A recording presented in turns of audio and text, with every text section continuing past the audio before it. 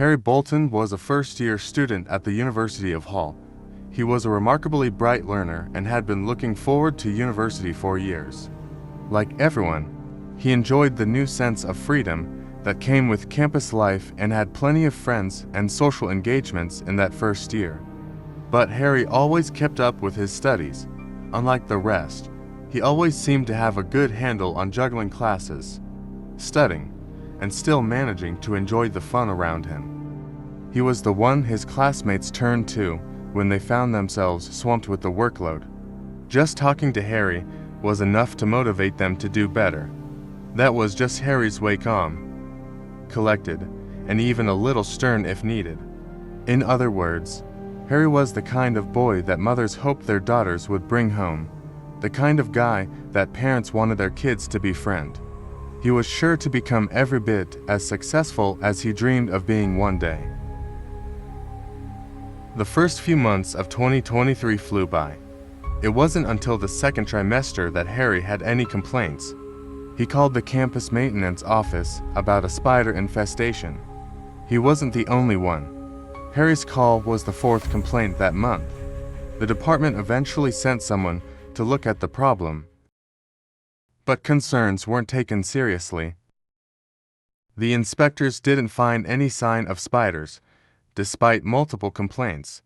Simply searching Harry's room wasn't enough effort. The dormitory was 4 stories high, with a basement and numerous storage units. The spiders could have been anywhere. To make matters worse, they came out during the day when the halls were busiest. Harry had taken a picture of the last one he saw before calling, but the inspector dismissed it as a common house spider. He was right, but he was wrong about the infestation.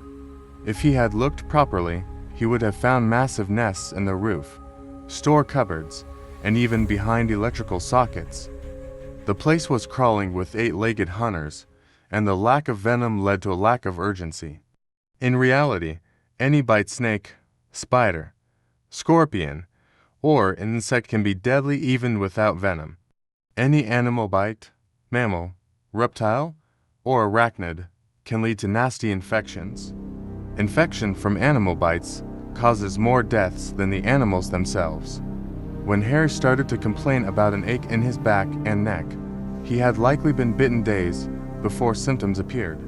The cold of autumn masked the warmth and swelling of the wound.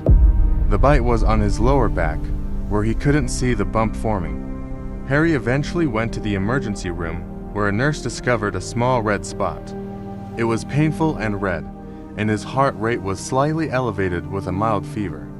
However, since he wasn't in critical condition, he was prescribed pain medication and antibiotics. His blood work would take a few days, so he was allowed to check out without much concern. The medicine would likely have worked if Harry hadn't gone home for the weekend. There, he showed his parents the wound, and they drained it using tissues and household disinfectant. This was where everything went terribly wrong. The pus was trapped inside a sac. If left intact, the antibiotics could have done their job, but when it was punctured with a sewing needle, it burst inward. His parents thought they had drained most of it, but much of it leaked straight into his bloodstream and spinal cord. Initially, Harry felt relief from the now empty wound, and they thought the problem was solved. The antibiotics, however, were no match for a full-body invasion.